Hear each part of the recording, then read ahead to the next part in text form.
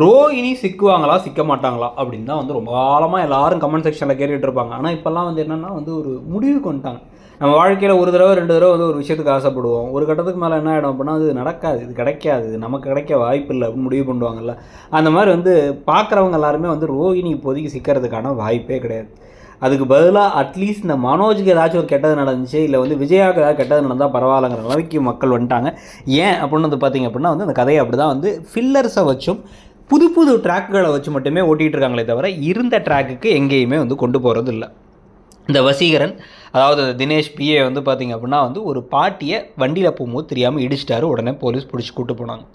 எத்தனை நாளைக்கு அவருக்கு அதில் உள்ளே இருப்பாருங்கிறது தெரியல. அங்கேருந்து ஜெயிலேருந்து ஆளுங்கள்லாம் அனுப்புகிறாராமா. இதுவே நம்ப முடியல.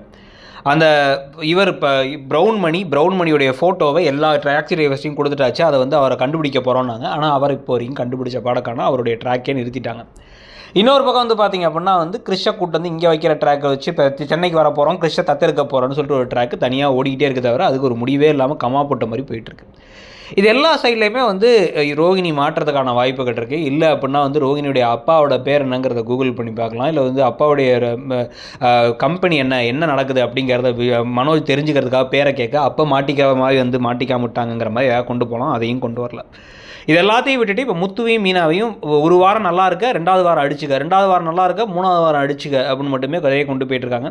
கொண்டு போய் கஷ்டப்பட்டு ரூம் இல்லாமல் தனி ஹாலில் படுத்துருக்கமேங்கிற அறிவே இல்லாமல் வந்து பணத்தை கொண்டு போய் நான் வந்து செல்வத்தோட அப்பாவுக்கு வந்து பிரியாணி போடுறதுக்கு யூஸ் பண்ண போகிறேன்னா என்ன ஒரு முட்டாள்தனம். அதுக்கு வேறு அந்த ஃப்ரெண்ட்ஸ் எல்லாருமே வந்து இவர்கிட்டருந்து காசை வாங்கிட்டு திருப்பி இவர்கிட்டருந்தே பணத்தை கறக்கிற மாதிரி பார்த்துக்கிட்டு இருக்காங்க. இது எல்லாம் கேட்குறதுக்கே நமக்கு எரிச்சலாக இருக்கும். ஐயோ பாத்தியா செல்வம் ஏற்பாடு பண்ணுறான், என்னப்பா செல்வம் ஏற்பாடு பண்ணுறான் அப்படிங்கிறாங்க. உங்களால் முடிஞ்சால் நீங்கள் பண்ணுங்கள், இல்லைனா விட வேண்டியதானே, விடுப்பா முத்து சொல்லிக்கலாம், இப்போ இந்த சமயத்தில் அதெல்லாம் தேவையா, சின்னதாக பண்ணிக்கலாம்னு ஒரு ஆள் கூட சொல்லலை. இந்த கதை தனியாக ஓடிக்கிட்டு இருக்குது. இவ்வளோ பிரச்சனைக்கும் இடையில் இப்போ அடுத்த கட்டமாக வந்து பார்த்திங்க அப்படின்னா வந்து தனக்கு வந்து வீடு வாடகைக்கு எடுக்கிறதுக்காக வந்து அட்வான்ஸ் காசை வந்து இப்போ ரோஹிணி கேட்க கொஞ்சம் கொஞ்சமாக ரோஹிணி மேலே மனோஜுக்கு டவுட் வர மாதிரி காமிச்சா நல்லாயிருக்கும். என்ன ஏற்கனவே இந்த மாதிரி தான் வந்து பணத்தை கேட்டால் பண்ணுறதெல்லாம் கொஞ்சம் திருட்டுத்தனமாக இருக்குது. ரோட்டில் பாதி பேர் நிறுத்தி ஒரு 3 லட்ச ரூபா கொடுன்னு வேறு ஒரு தடவை கேட்டாங்க. அந்த ட்ராக் வேறு அப்படியே பாதியில் நிற்குதுன்னு எல்லாத்தையும் யோசிச்சு மனோஜ் கொஞ்சம் கொஞ்சமாக ரோஹிணியை ஃபாலோ பண்ணி பின்தொடர்ந்து போய் உண்மைகளை கண்டுபிடிக்கிறது, இல்லை வந்து இவங்க ஏதோ இன்னொரு திருட்டுத்தனம் பண்ணுறாங்க அப்படிங்கிறதெல்லாம் மட்டும் புரிஞ்சுக்கிற மாதிரி இருந்தால் நல்லாயிருக்கும்.